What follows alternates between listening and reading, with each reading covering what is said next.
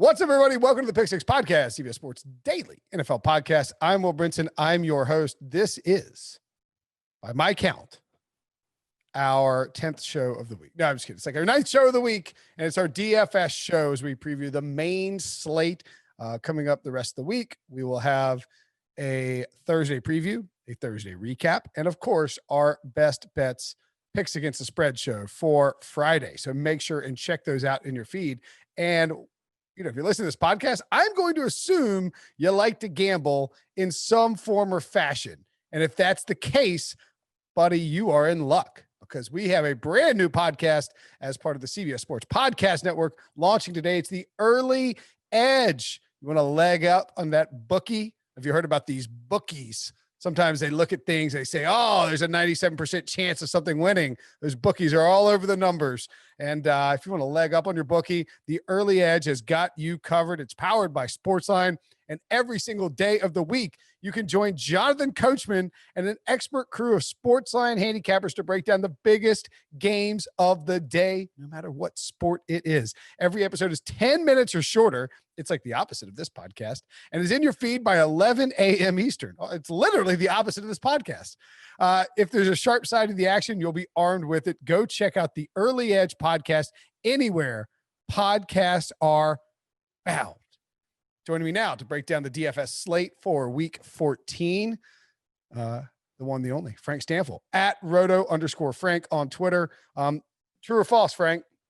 Heath Cummings is so annoyed by me failing to set my lineups in multiple season-long fantasy leagues that he is refusing to come on this podcast. Oh, true. 100%. I wouldn't put that past Heath. Although I will say, Heath is the commissioner in a dynasty league that I'm in. And I was playing Nick Costas, our old colleague, with the winner goes to the playoffs, loser doesn't. And I'll be honest, I've just been bad this season at setting my lineups, and I forgot to change out Ryan Fitzpatrick for either Baker Mayfield or Phillip Rivers, and I still beat him. I was about to say, all right. Well, it's a good time to be Will Brinson because your boy Phillip Rivers is balling out right now. So yes, he's playing really well. I'm excited for the Colts. I hope they do. I hope they take it to the house, so to speak. All right, so week 13. Any recap thoughts? I don't think you did any. I don't think you made any money unless you had Derek Carr and Darren Waller stacked, right? Yeah, that's probably where the big money was at. And we were off by 1 week, man. Off by 1 week. And last week I said, look, I'm going back to the well. I might be crazy. I really didn't have that much Derek Carr and Darren Waller either. But, man, just start everyone against the Jets. They are dreadful. I had one lineup that did pretty well. Ended up with 170 points. That's not mind blowing, but it was enough to cash. Sean Watson and Brandon Cook stack, but I made my hay by rolling with Jonathan Taylor, who was 12% owned in this particular contest, and was one of my favorite plays of the week. He had a big game. Ended up having a receiving touchdown and 91 rushing yards. And Corey Davis, who I sort of filled out lineups with, accidentally had a monster game, 182 receiving yards, 11 catches, and a touchdown in that shootout. Baker Mayfield was the other. If you played Baker Mayfield, good for you, because I don't think anybody was playing Baker Mayfield in that spot. So, kudos to you if you played him. And then if you brought him back, if you played Baker and I don't even know who the Landry was the guy. Baker and Landry and brought him back with Corey Davis, then A, you're a wizard, and B, you probably are rich as all get out. The Millie Maker lineup, since I happen to have it in front of me, I cashed one lineup in the Millie Maker. It's so disappointing when you cash you can have a decent lineup. I was top 30,000. It's $30 back. The winning lineup had 258 points. Derek Carr, this is it. Derek Carr, Darren Waller, Corey Davis, Justin Jefferson, and the Patriots defense were the flame emojis for them. Also had Chris Carson, James Robinson, Robert Woods, Big Bob, and Big Bob Tanyan. So I don't mind when I don't mind when I see the Millie Maker and like I wasn't anywhere near it. Like I'm at least like, all right, you know, like that wasn't on my radar, so I don't mind. Yeah, there are weeks where you look at the Millie Maker and you're just like, man, I could have thought about that. I looked at all these players. I just didn't have them all together in one lineup. That lineup is kind of out there compared to most Millie Maker lineups that we see. So really faded all the chalk. There was no chalk involved there. No David Montgomery, no Kiki QT in that lineup that you read. But Patriots defense, wow. Yeah. Just the Chargers and Justin Herbert in general, man, grow the hair back out because I don't know what's going on. Yeah, if you rolled with Justin Herbert and the Chargers, that it didn't go well. Which we'll talk about the Chargers. Interesting bounce back spot for them. And Patriots aren't on the slate because they're on Thursday night, but their defense is at least starting to be interesting again. Let's dive into the slate though, Frank, and we start as we always do with the highest point total on the board for the main slate, and it's Packers at Lions. Aaron Rodgers 7,500 is actually kind of reasonable. Devontae Adams is maybe also reasonable at 9,300. I would assume that these guys are going to be chalk. I don't know how you can. I mean, I guess you can fade Devontae Adams because you need to fit some other guys in. But man, he is just catching a touchdown every week. I'm betting him every week. First touchdown scored 5-1. It just keeps cashing over and over again. Yeah, especially when he's getting as many red zone targets that he is. I believe he leads the NFL in red zone targets as of now. And yes, he does with 22 red zone targets. So that is just a lock right now. And I would say among the 9K plus players, he is probably the one I'm most likely to just set it and forget it. Put him in every single week. He has 18 plus DraftKings points in 7 straight, including 30 plus in 4 of those games. Same thing with Aaron Rodgers. Like, this is the game to stack. It's indoors. It's a huge total in the dome, and you're getting Rodgers at 7,500. He has multiple touchdown passes in 11 of 12 games. So I assume both of these guys will be very chalky. But, for cash lineups, you're looking for players that you could just set in and not worry about it. I think 2 of those guys, and even Aaron Jones, like, this is the best matchup that you can have for a running back.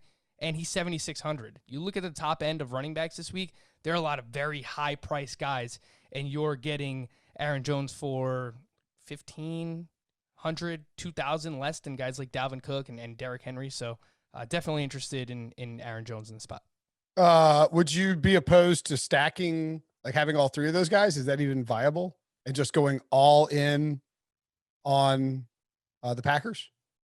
You can. It's just like the roster rate for all 3 of these players are going to be very high. So okay. I mean, it's not something you want to do in tournaments or leverage situations to try and get a leg up. But in cash games, I could certainly see it being something that you could look into. And even on the other side, like I don't mind Stafford at 5,700, especially if Kenny Golladay, if he can return. I don't know if we're ever going to see Kenny Golladay play again because this hip injury has been hampering him for so long and killed me in so many season-long leagues. But I don't think he's coming back. He's probably not going to. If I'm Kenny Golladay, I believe he's eligible for free agency because he wasn't a first-round pick. So he's a free agent. He's a free agent. Look, the Lions aren't going anywhere. They just fired their coach. You don't know that Darrell Bevel's going to be there next year. If I'm Kenny Golladay, I'm not coming back until I'm 100% healthy because he's going to get really paid in free agency or franchise tagged either way. And if you come back now in the final 4 weeks of the season to chase like the 10% chance that they could get, maybe 5% chance they get the 7 seed, and you hurt yourself, it could cost you millions of dollars. So, I mean, that's my only hold up on Matthew Stafford is that no Golladay is there. But, you could stack Stafford and Hawkinson with Adams coming back.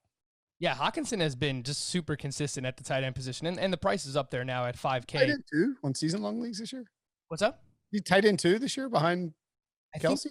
He's tight end 4 in fantasy points per game. Okay, that's really good. He's been great. But the price is getting up there. The stat I wanted to bring up for Stafford is first game with Darrell Bevel as the head coach. They said that they were going to open things up a little bit. He had 551 intended air yards. I heard this from Chris Towers as well on Fantasy Football today. That is by far the most of any game this season. So they just threw the ball down the field, and I do think the Packers are somewhat susceptible. Yes, they have Jair Alexander, but I like Stafford too, and this is the game that you want to stack. Okay. I'm looking at Rodgers. I mean, this is a really early ownership projection. I don't want to even but I mean, sub 10%. Is that possible? Maybe just because we have so many good quarterbacks. This is like a fun fantasy slate, fun DFS slate. No, like it's not, I mean, it's all of them are challenging because you're always trying to piece a puzzle together.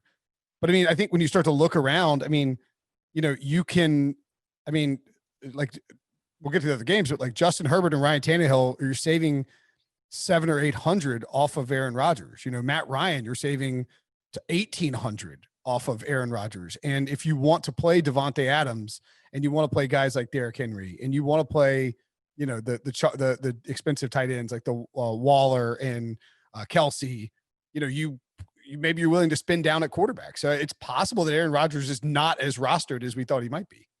Yeah, and we still have guys like Patrick Mahomes, which we're not used to having Mahomes and Russell Wilson and Aaron Rodgers all on the same slate because usually one of those guys plays on Thursday Night Football, Sunday Night Football, somewhere in prime time, and we don't have them there. But we have 13 main slate games this week and a lot of high-priced, talented quarterbacks. So maybe we do see Rodgers at a bit of a suppressed roster rate than we thought, but I still think of those names like over 7K, he's probably going to be the highest rostered one. See, I think Mahomes will be higher just because of the way he's been playing in the past. And the other thing I think too, and not to get bogged down, we're going to keep moving on from the game, but I do think maybe this is one of those weeks where at quarterback, you don't try and get cute. Like if you feel like Rodgers is the guy who's going to get you the $1 million or is going to win you a takedown a tournament or get you the most points, then play Rodgers. Because like, I just don't think we're going to have like it's not going to get to 105 and you're like, oh my God, 20% Aaron Rodgers. I just don't think anybody's going to be over 15% with the options here. I mean, Tom Brady, 6,900, Stafford, 5,700. We got Taysom Hill and Jalen Hurts, who are going to be intriguing to people because of their running capabilities. Derek Carr just won $1 million for somebody. Kirk Cousins has a pretty good matchup against Tampa Bay and what projects to be a shootout. Mike Glennon has a decent matchup. I mean, we'll get to all these guys. Deshaun Watson's on the slate, Kyler. There's just so many different options that I just don't, I think it's one of those where the ownership might be kind of flat, even at the top for the quarterbacks. No, yeah, and I think that's a good point that you bring up. And quarterback was a weird position last week, and I wound up with a lot of Aaron Rodgers and a few Deshaun Watson as well. But this one, I mean, there is no shortage of options. And you mentioned getting cute. Jalen Hurts is going to be an interesting name at 5,100. Well, we'll get to that in a minute. Anybody else from Green Bay or Detroit that intrigues you? I will just throw out, obviously, if Golladay is out, Marvin Jones at 5,800. I mean, he was just targeted a bunch last week and a lot of air yards and targeted downfield, so he would be in play. And if Kerryon Johnson is out and Swift is out, Adrian Peterson, it's gross. It is gross. Mm-hmm. $5,000. He's not really going to catch passes, but he's used in the red zone. He's used on the goal line, and the Packers are really bad against the run. So I'll just bring the name up, Adrian Peterson. Okay. You're a sick human. By the way, I just want to point out too, with Aaron Rodgers, not to belabor the point, but he did, against the Lions earlier this season in a 42-21 game, 18 of 30 for 2 touchdowns and 240 yards. Wasn't even that great of a game. He typically has shredded the Lions. And if Darrell Bevell is willing to open it up and chunk the ball around, then we could see this game go way over. We could see Aaron Rodgers having to throw a bunch of passes. And maybe more importantly, Frank, and this is kind of, I don't know, this is kind of not really stat based, obviously, but Aaron Rodgers, I would guess he wants to win the MVP. And Patrick Mahomes is currently leading. Aaron Rodgers is not going to win the MVP going 18 of 30 for 240 yards and 2 touchdowns the rest of the way down the stretch. He will get there if he throws for 300 yards and 4 touchdowns. Mm-hmm. And that's within the range of outcomes for Rodgers, the way that we've seen him play and how aggressive they are throwing the ball in the red zone as well. I will just point out the game that you brought up was the game that Devontae Adams left with injury, so that's why it was a bit of a pedestrian line for Rodgers. Oh, that's true. Good call. I had to exit out of my thing. I was going to say, do you know what Alan Lazard is? Alan Lazard is, I believe he's around 5K, and he is, 5,000 exactly. Okay, see, I would have a large amount of interest in stacking Rodgers with Adams and Lazard, or Big Bob Tonyan if you wanted to, and then bring it back with a Hawkinson. Why is that a thing, by the way? Why are people calling him Big Bob Tonyan? It's a cool nickname, but I saw it all over Twitter on Sunday, and I'm just like, did I miss something somewhere? No, I think I'm just kind of blindly going along with whatever the nickname is. I just see Big Bob Tonyan. He's looks like a lumberjack, I guess. I'm all for it. I just wondered if he referred to himself as Big Bob or if someone else did. I don't know where it came from, so I was trying to find out. I think people just tweeting it out and everybody's kind of rolling along with it, like calling Derrick Henry the big dog. Speaking of the big dog, he is playing against the Jaguars, and the Titans are 7.5-point favorite on the road. Over under 53 in this spot. I'm going to set over under. Speaking of over unders, actually, you know what?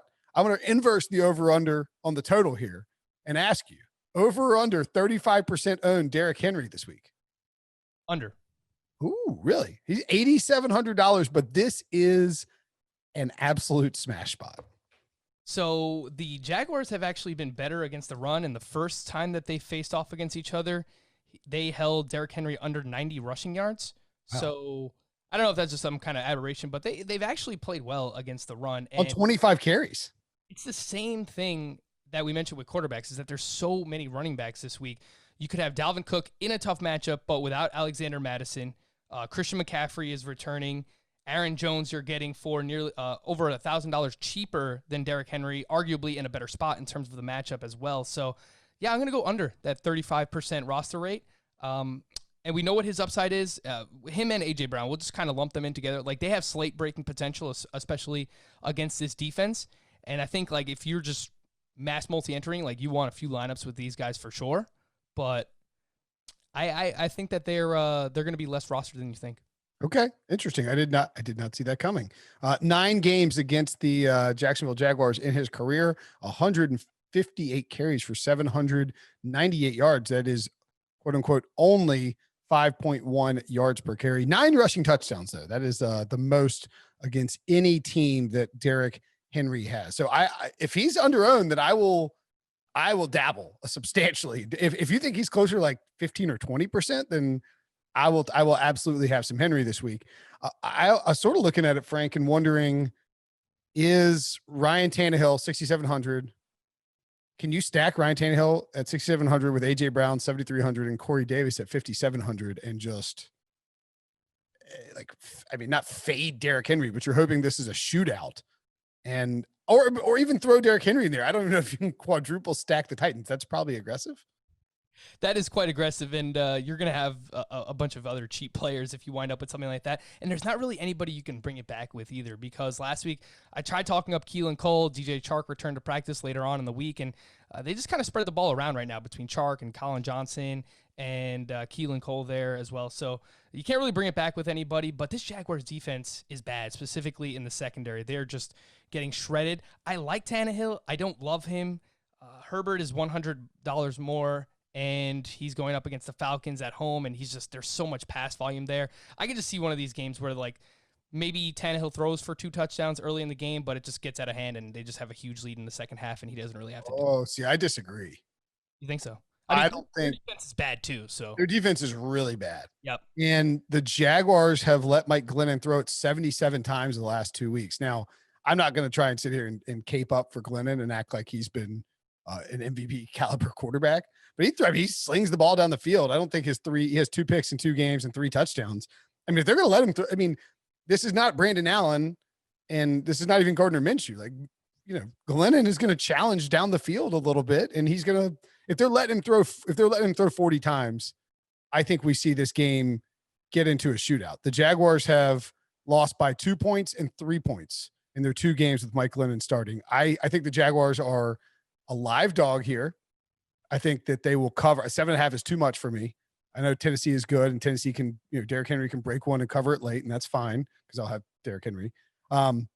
I just think you could see Glennon whipping the ball around. I agree though. I don't know who you go to. I do think that Tyler Eifert could be interesting at tight end.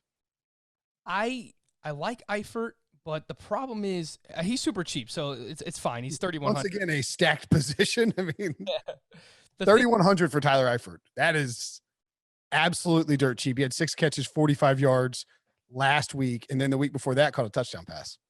Yeah, so he is being targeted a decent bit by Mike Glennon. The problem is that he kind of splits routes with James O'Shaughnessy. So yeah. Eifert ran 35 and O'Shaughnessy ran 15. So I mean, I don't hate it. I'll also bring up the other tight end in this game, the Ferk Daddy, Anthony Ferkser. No one's gonna have him after last week. He got all of his production on like the final drive. It was just like complete garbage time. But he wound up with, I think, 10 DK points at, I think he was like sub 3K. So I had a lot of Frickser. I went to him later on in the Wait, week. did he end up with points? Yeah, he wound up with 10 DK points. Oh, really? Yeah, it was all on the final drive. Like, it was complete garbage time. Oh, wow. I think I just like quit watching at that point. I don't know why. I just completely gave up on watching Ferkser. Yeah, 10 DK points on 2,500. Oh, I know, because that game was so crazy out of hand with the Browns going nuts, and it was like Michael Pruitt. I mean, like what we did, like he's just feeding this guy with the instead of Ferkser, just brutal to see. What was it? Yeah, it was. I think I like the Eifert play. I think, and I was going to look and see what who allows the most fantasy points to tight ends. Well. The Titans aren't top 7, and the Jaguars, by the way, 8th. So definitely in play. A lot of guys in play in this game. Vikings at the Buccaneers. Bucks minus 6.5. Over under 51.5. I bet this over on Sunday night. I think at 52. Disappointing that's come down a half point. I think it'll go up, assuming the weather is fine. This is this to me. I think first of all, Dalvin Cook at 9,400 is untouchable. Yeah, it is a tough salary, even without Alexander Madison, who he had an appendectomy last week. I believe he has already been ruled out for this week and won't return until week 15.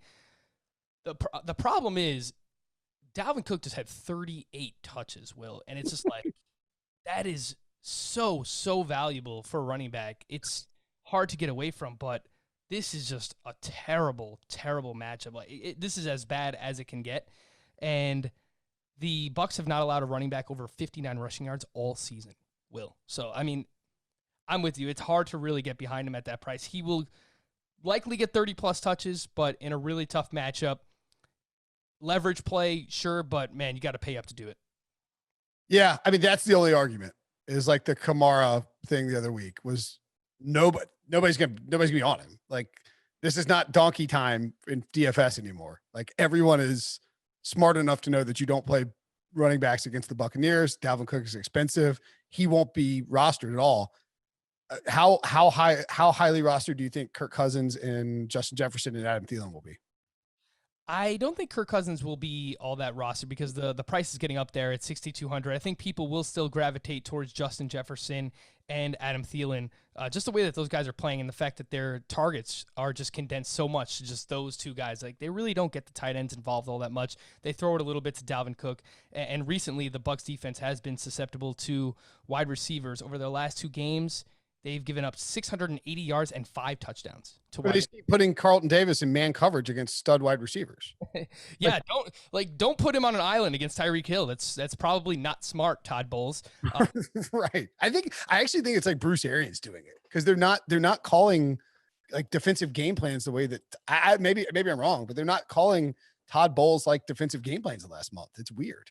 Well, I remember, when Bowles was with the Jets, he didn't play as much man coverage. I think that was like... He just blitzes the crap out of people. Yeah, he just blitzes. All right, so, I think the wide receivers are in play. If you ask me, like, I'd rather take Thielen because he's $400 cheaper, and they do use him in the red zone. Like, there's just so much... There's also, like, Jefferson, again, was just in the Millie Maker. He's getting Offensive Rookie of the Year heat. People are going to... It's only $400. I would expect that it's like almost a 2-to-1 roster rate on him. Yeah, and Jefferson's awesome. Like, it's nothing against him. It's just like we're playing a salary-based game, and if you get someone for cheaper who you think has like a similar upside, then why wouldn't you go that route? Yes, then you absolutely. I agree completely. Okay. What about Tampa Bay? I don't really have any interest in Leonard Fournette or Ronald Jones. I don't really like I'll say this: the Vikings leading.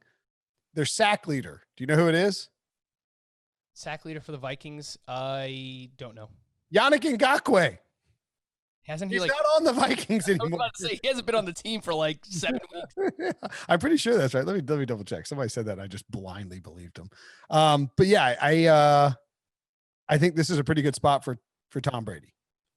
I like Tom Brady. He's another one where 6,900, it's a good matchup. He's coming off the bye, so should be well rested. And the problem, I just really like Herbert, who's like 100 cheaper. I don't know if I'm just kind of like falling for the Falcons, although their defense has been better. Yannick Ngakoue, 5 sacks, their leader. Yikes. This team doesn't rush the passer at all. And Tom Brady, if you don't pressure him with your front four, is going to light you up. Yeah. I like Brady, but again, like there's just so many quarterbacks this week. I almost want to make a lineup. Like I want to make a bunch of different lineups, just every single one has a different quarterback. Like I just don't want to like stack one quarterback because I can see a lot of different quarterbacks having great weeks. It's hard to really get behind any of the pass catchers because they just spread the ball out so much. Mike Evans is now up to 6,600, and rightfully so. Like when they get in the red zone, they only look at Mike Evans. They don't look at anybody else. That's the one thing I would worry about is Evans versus Godwin versus Antonio Brown, because friggin' Tom Brady is just not afraid to stuff the ball to Antonio Brown. And that's when the offense doesn't get going. And this is a prime spot for just Godwin carving up a bad secondary and Mike Evans getting vertical on young cornerbacks as the safeties try to maintain across the middle. I think Brady could go bananas. Yeah, Godwin's my favorite play of the three. He's 6,300, so he's priced right in between them. Evans is at 66. Brown is at 55. I don't really know how much Antonio Brown has left, honestly. Maybe he does. Maybe he doesn't. I think if you went Brady, Godwin, and brought it back with like Thielen. Yeah. Or even Thielen and Jefferson, if you wanted to be like crazy. It's not crazy. I think this game, assuming the weather holds up, and honestly, I haven't looked at the weather, so I'm not sure, but assuming the weather holds up, I think this game is a shootout personally, because the Vikings can't run. And if they can't run and they're trailing because they can't stop the pass, they will pass. They just get into shootouts. They've only scored less than 21 points twice this season. I think there's points to be had. Tampa Bay, as of now, 75, mostly cloudy, 5-mile-per-hour winds. Okay, gorgeous Tampa Bay weather.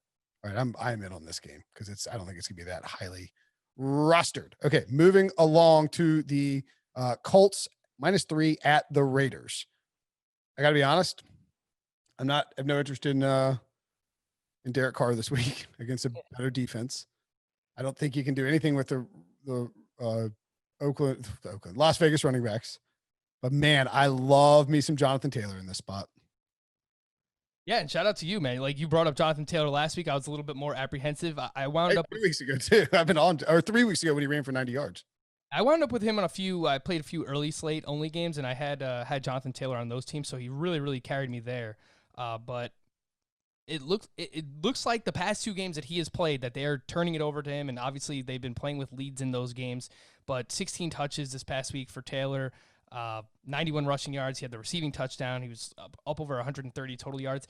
And this Raiders defense just gave up 191 total yards to the Jets running backs, Ty Johnson and Josh Adams. Just think about that. So this Raiders defense is not carved up by the Jets. Yeah, and it could be another smash spot here for Jonathan Taylor. So Philip Rivers is battling a massive or a gnarly, I think is the phrase they use, a turf toe injury. Mm-hmm. But I think in Frank Reich's perfect dream scenario, it's feeding Jonathan Taylor and then maybe some Jordan Wilkins at the end and some short passes to Nyheim Hines. He doesn't want to be in a shootout. He wants his defense to snuff out Derek Carr. Darren Waller is definitely in play as a comeback if you want to correlate with Taylor, but I wouldn't go with Derek Carr in this spot. I just think the way that Indianapolis has shut down teams, especially in the second half, makes it a little concerning to me. Are you back on the Derek Carr bandwagon? No. Not against this Colts defense. Not even as a contrarian play. I wouldn't get behind that. There's just so many quarterbacks. There's too many other options. Yeah. And with Waller, it's a big price tag, and people are going to see that. I believe the Colts are number 1 against tight ends this year. So when Darius Leonard plays, tight ends don't do anything against him. Yeah, Darren Waller. So they might see that number 1 number right next to Waller's name, and they say, all right, well, man, it's a tough matchup and it's a big price tag. You're going to get him at a lower roster rate, and you know what the upside is. He leads all tight ends, 28% target share, 20 red zone targets, is second in the NFL. So behind Devontae Adams. Yeah. The Raiders will score some. I think they'll get to 14 points minimum, and 1 or 2 of those touchdowns might be Darren Waller. I think I'll be all over. Do you think Taylor will be chalky here? I think not completely chalky. I think that you'll probably see him in like the 10 to 15% range. But he's one of 3 running backs in that 5 to 6K price point that I do like this week.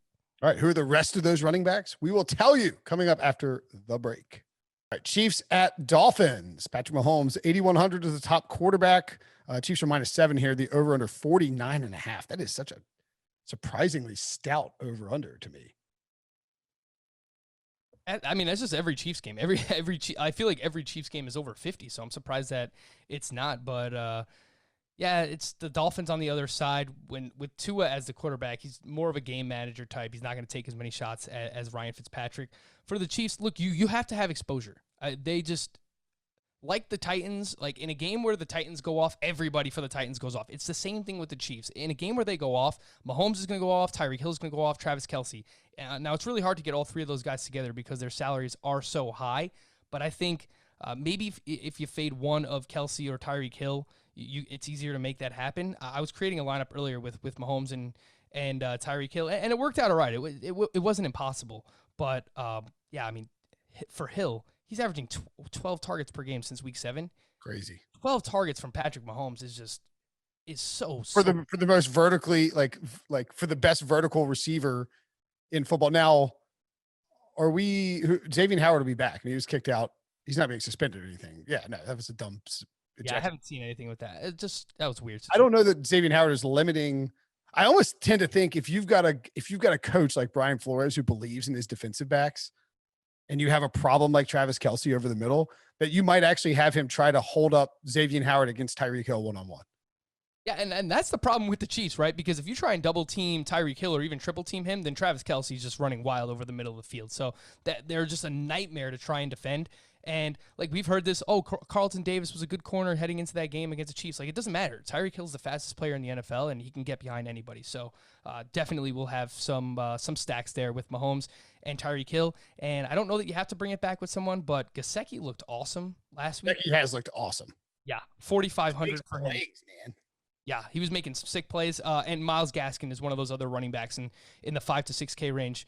5,600. I think he had 7 red zone opportunities last week in his first game back. On Wednesday, we're recording this. Savon Ahmed is not practicing, so I think we could see another close to 20 touches for Gaskin. And Melvin Gordon just ran all over this Chiefs defense. So yeah, that's true. You can definitely run over the Chiefs. Falcons at the Chargers. We were talking about Justin Herbert a lot. He has $6,800. It feels like a prime bounce back spot for him now that he has been priced back down after a total egg against Bill Belichick and the Patriots. Falcons defense a little friendlier than the Pats when it comes to young quarterbacks, although they've been fairly stingy the last couple of weeks. If you play Herbert, it sounds like you will. Who are you stacking with him? Austin Eckler, 7,000, or Keenan Allen at 7,700? It's hard to get behind Keenan Allen right now. Like this is not the Keenan Allen we saw earlier in the season, just because Eckler is eating so much into his target share. Since Eckler returned in week 12, he leads the team with 24% of the targets. Keenan Allen down to 20%. So I do like Eckler again. He let people down last week. He still had 9 targets in a game where they lost 45-0. So I do like him at 7K. And I think Mike Williams is sneaky at 4,700 as well. 10-9-9-3, and I think he was injured in that 3. Maybe I'm wrong. 16. Those are the receptions that Keenan Allen had before Austin Eckler's return in week 12, followed by 4 and 5. Yeah. It's just, at his price, which is, I mean, I would much rather go with, so you could go with Herbert and Eckler and then bring it back with Julio Jones or Calvin Ridley, both of which are, Ridley is 7,500. Like I want Ridley over Allen at 7,500. Yeah, and Julio's only 66. I have written down here, Julio Jones 6,600 is mispriced. Yeah, he is. That is one that stood out to me early on here, and he made it through the game healthy, and that's really what I needed to see to get back on. So I do like Julio as a bring back in the spot. And now that I'm thinking about it, we're talking now Keenan Allen. I wonder if other people are going to think this, and he's going to be kind of a leverage play. He might be. Because I don't think people will want to be on Keenan Allen, and it's because of the price too. I mean, 77. He's not cheap. I mean, if you go with Keenan Allen at 77, you are passing on DeAndre Hopkins at 7,600. Now we'll get to that in a minute. I have no interest in Hopkins, but Calvin Ridley. You're going to play Calvin Ridley or Justin. You're going to play Keenan Allen, who had 9 catches the last 2 weeks, over Ridley and Jefferson, who have just been monsters lately. I mean, I don't know. Don't want to do it. He's the 4th highest priced wide receiver. I guess that's all matchup based. Yeah. I don't know. I'll play Ridley, Jefferson, AJ Brown, Lockett, Mike Thomas, I guess, Thielen. I like it. Allen Robinson. I mean, maybe Terry McLaurin, Mike Evans, Julio Jones. I mean, Amari Cooper. There's like 10 receivers. Nobody is going to be on Keenan Allen this week, which means Frank's going to play him with Justin Herbert in his stack. You talked me into it, Will. Yeah, there you go. All right. Anybody else in those games? No. You said mention Mike Williams. Sure, that works. Jets at Seahawks. Seahawks minus 13.5 over under 47. So here's the thing on this, Frank. Each week, it's like, well, they're playing the Jets, which is a great matchup, but I just don't know if they're going to be throwing late. They're going to have to sit. These guys are going to be just running the ball late with a huge lead. And then each week, the Millie Maker is playing the Jets. At what point are we going to grow up and realize that just playing the Millie Maker against the Jets is the play? Play everybody against the Jets is the play. And they just fired their defensive coordinator, Greg Williams. And the Seahawks are coming off of a tough loss against the Giants. So I wonder if they just take it all out on the Jets, right? It's a bounce back spot, good matchup. Russell Wilson has been throwing the ball less. Let Russ cook is not a thing anymore. Yeah. This is a way for them to get things back on track here. They've allowed 8 passing touchdowns the Jets have over their last 3 games. So they just lost to the Giants. I mean, people are questioning. I do Seattle radio every Wednesday morning, and they're like, so what's the national perspective? I'm like, well, everybody's panicking because the Seahawks look like crap and they couldn't get anything going. Turns out the Giants might just have a good defense, and they're a bad matchup for DK Metcalf and Russell Wilson in particular, because Leonard Williams is rushing the passer really well, and James Bradbury's playing at an elite level cornerback. So it's almost like I think people will not be on the Seahawks in this spot. And if that's the case, I mean, you can just take over the field if you have Russell Wilson to. You get a Russ DK. Would you add Lockett too, or is it just too? I mean, the optimizers like all 3, so that I've seen so far, and Lockett you're getting at 72. So we know what his upside is. He has not been consistent. Would I use him in cash games? No. Does he still have big upside? Yes, I do think he does. And Metcalf, it's a huge price tag. But this is another one where I brought up the Chiefs. Same thing with the Seahawks. If I'm creating a bunch of different lineups, I do want a Seahawks lineup with Russ and Metcalf, and I'll bring it back with someone like Jamison Crowder, who's 5,400. You're getting him cheaper. I saw today that Denzel Mims did not practice because of a personal reason, so we'll see what happens there. Yeah, I would steer clear of that. Yeah, but Crowder got back on track, and he was using the red zone. So yeah, I wouldn't mind doing something like that. You're going to have to pay down. You have to get cheaper at other positions. You're not going to have Devontae Adams and, Derrick Henry. Yeah, no, that's the thing. Once you commit to stacking Russ with Metcalf or Mahomes with Tyreek Hill, you're not going to have Devontae Adams. You're not going to have Derrick Henry. You're not going to have Dalvin Cook. You just need to accept that. And you're going to have to live in the 5 to 6K range for your running backs. And you're going to have to pay down at tight end. You'll get a Ferkser or an Eifert or a Cole Kmet, who we'll talk about, but and then you just pay down at defense. But there's nothing wrong with having an Eifert, it's not the end of the world. You can, looking at this, I just ran one through there, but I don't know. This is kind of spicy. You can go Russ, Metcalf, Julio, Eckler, James Robinson. Those are pretty chalky running backs. Darnell Mooney, KJ Hamler. Then this has Hayden Hurst and Dallas defense in there. I mean, that's enough juice in your lineup where, in other words, you could, let's say we bail on James Robinson and bail. Take Myles Gaskin. You get him at 5,600. I'm going to add Jonathan Taylor at 5,800 there.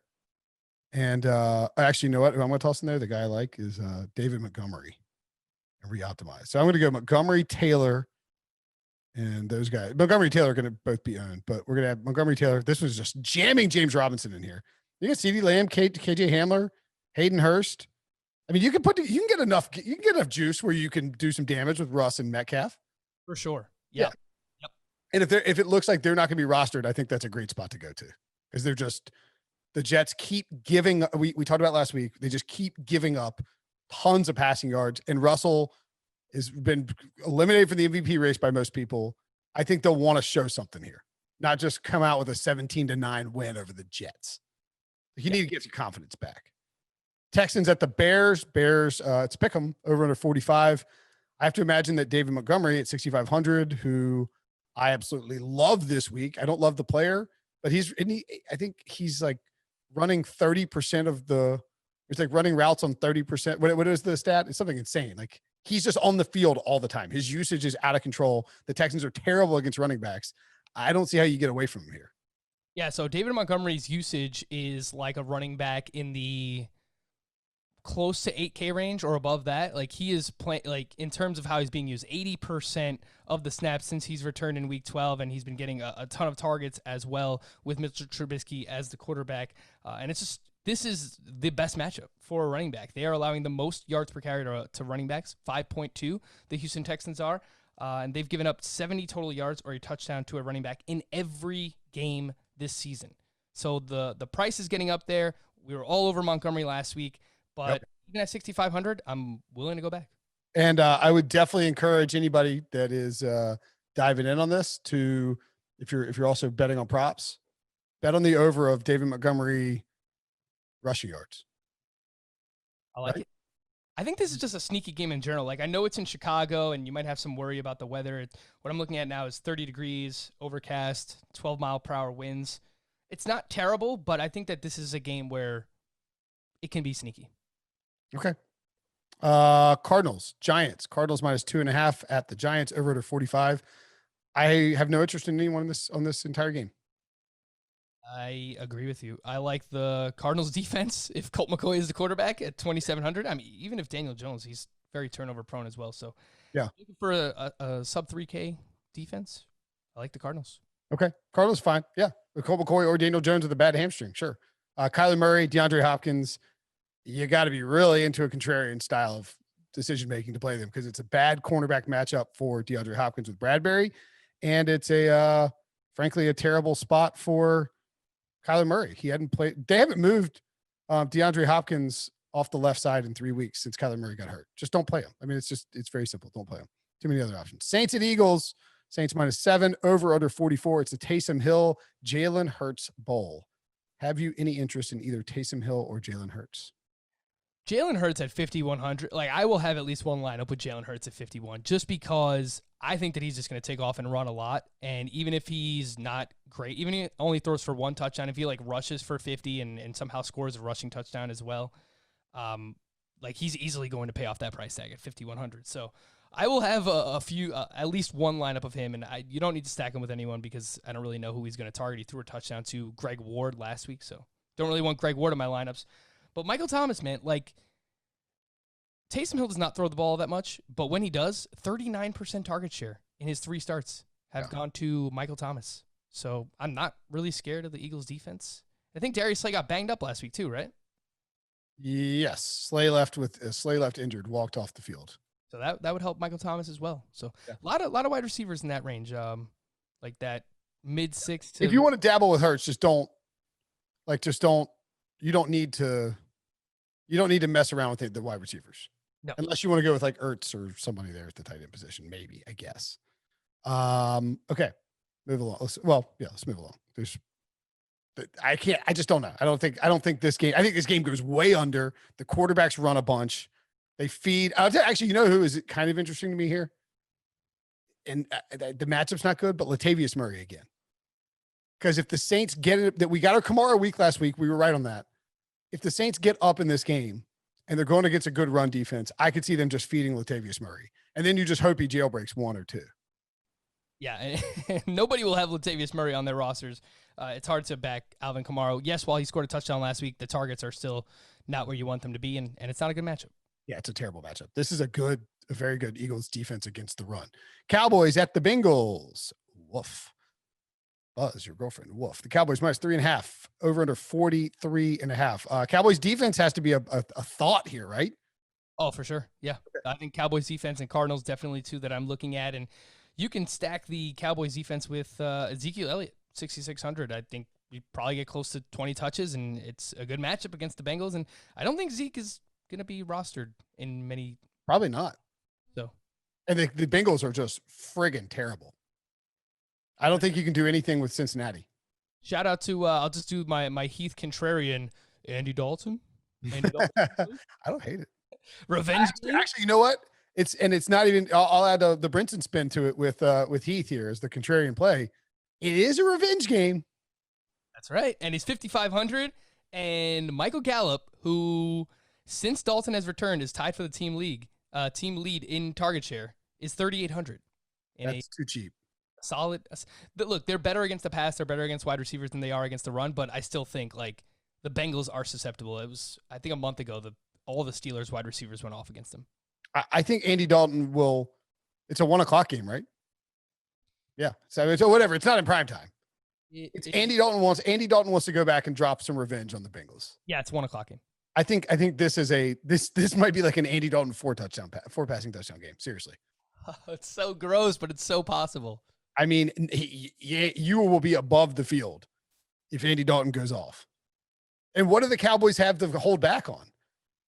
And it's so easy too to get Dalton, Zeke, and Michael Gallup in your lineup, and you don't have to bring it back with anybody. You just don't bring it back with anybody. Go Dalton, Zeke, Gallup, and Cowboys defense, and then you just plug in Devontae Adams, Derrick Henry, whatever studs you want. I like it. Boy, I'm gonna write Andy Dalton down. Andy Dalton? Question mark. Unbelievable. Thanks, Ghost of Heath Past. Washington at the 49ers. 49ers -3 over under 43. I don't really see how you can do anything here, Frank, and because the Washington football team, both these teams are 5-7. Both are competing for the playoffs, so it should be a competitive game. The last time I think these two teams played, it was last year when in a monsoon, and there were a total of 9 points scored, and Bill Callahan was trying to run the clock out on the season. This is in Arizona at the 49ers fake home. The 49ers want to run the ball, and Nick Mullins isn't great under pressure. Washington is getting tons of pressure.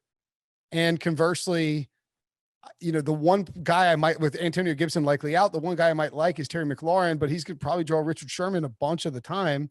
And while he might get loose for one, we saw Stephon Diggs, it's just not a great matchup for anybody here. I do like J.D. McKissick just because he had 10 targets this past week. He's 4,900. So I think he probably sees somewhere in 6 to 8 targets. And, if they do somehow wind up in a competitive back and forth game, he could get double-digit targets. So at 4,900. Look and see where are the 49ers in terms of they're middle of the pack in terms of receptions allowed to running backs. Yardage wise, a little bit higher. Yeah. I mean, I like that. They've given up 3 passing touchdowns to running backs. I don't hate that. And he's dirt cheap too. You got McKissick. You got McKissick, Andy Dalton. I mean, what are we doing here? McKissick, Andy Dalton, Michael Gallup. You're cooking with some gas. But you could seriously, you could go McKissick and Myles Gaskin, and you have, two pretty cheap running backs there. You do whatever you want anywhere else. That's how you get the Russ, DK, Devontae Adams action. Yep. Yeah. Okay. All right. There's something. When was the last game? It's off the board. Broncos and Panthers. Why is the game off the board? COVID concerns with the Panthers, surely. Yes. Yeah. Okay. So don't play anybody in that game. It's ugly. Everybody's missing, right? I mean, maybe Melvin Gordon. Yeah. I mean, we'll see what happens. But it doesn't look like DJ Moore is going to play because he actually tested positive, and Curtis Samuel is the contact tracing. He was close to DJ Moore, so he won't play. If this game somehow happens and those guys are both out, then I think Robbie Anderson at 6,200, AJ Boye just got suspended 6 games. I think he would be in play. And of course, Christian McCaffrey. I mean, last time we saw him, he had a massive game against the Chiefs in week 9, 37 fantasy points at 9,200. So okay. I don't know what his roster rate will look like, but considering all the other talent, I think you're probably going to get him suppressed, which is not normal for CMC. Okay, fair enough. All right. Who's your chalk play of the week? My chalk play of the week, I really like the Packers. I think you could go with either one of Adams or Aaron Jones, but I'm going to lean with the running back, and I like Aaron Jones in this spot, 7,600. I will go with the same division, different team, and actually I could pick 2 guys here. I don't care how chalky they are. I will play them, David Montgomery and then Jonathan Taylor, who's not in the same division, but both of those guys for me are in absolute smash spots, and I want a lot of them. How about your super value play of the day, of the week? Yeah, we just brought his name up. The revenge game for Andy Dalton, throwing to Michael Gallup. 3,800. I like the price. Love it. I'm going to go with the guy that we talked about off the top, and I think I will take Tyler Eifert, who $3,100. There's a ton of options at tight end, but you're avoiding Travis Kelce, you're avoiding Darren Waller, you're avoiding these big names that people gravitate towards, but you unlock a lot of other options at wide receiver. Like I think you could get, if you want to go, I mean, whatever combination of Andy Dalton, Michael Gallup, Tyler Eifert to start, like you can put some meat around him. And if you hit one, if Andy Dalton has 2 or 3 passing touchdowns against his old team and Eifert catches one and has a couple of receptions, all of a sudden I think you got a pretty nice base on cheap guys. That's not that, like, it's not that out of like, it's not that hard to imagine. And you can really hammer home with some superstars elsewhere. Yeah, you just choose whether you want to spend up at quarterback this week or you want to spend up at running back, and depending on that, like you go cheap with Dalton and then spend up for guys like Metcalf or Devontae Adams, whatever it might be, or vice versa. If you want Mahomes, then you're gonna have to get some of those cheaper running backs that we mentioned, like McKissick and Myles Gaskin. All right, we podcasted long, so we'll talk about beer next week. We'll get back to beer eventually. I haven't been drinking that much beer. Oh, you know what I had that was good that I hadn't had in a long time? Very 2020 beer. I think they finally brought it back for the first time. Lagunitas sucks. Like, yeah, it's a beer for the times is what they called it. It's because it sucks. I don't know if you know about Lager. It's just an IPA, but they like screwed up the formula, bottled it anyway, and they're like, everybody try this. They're like, this is fantastic. And they're like, okay, like we thought it sucks. Wow, interesting. Yeah. I didn't hear that story. That's anything for you? I tried from Evil Twin sour pepper cherry vanilla float. Woo! Exactly like what you think it would. The only thing I will bring up with like the Evil Twin is their sour beers are not sour. It's just very sweet.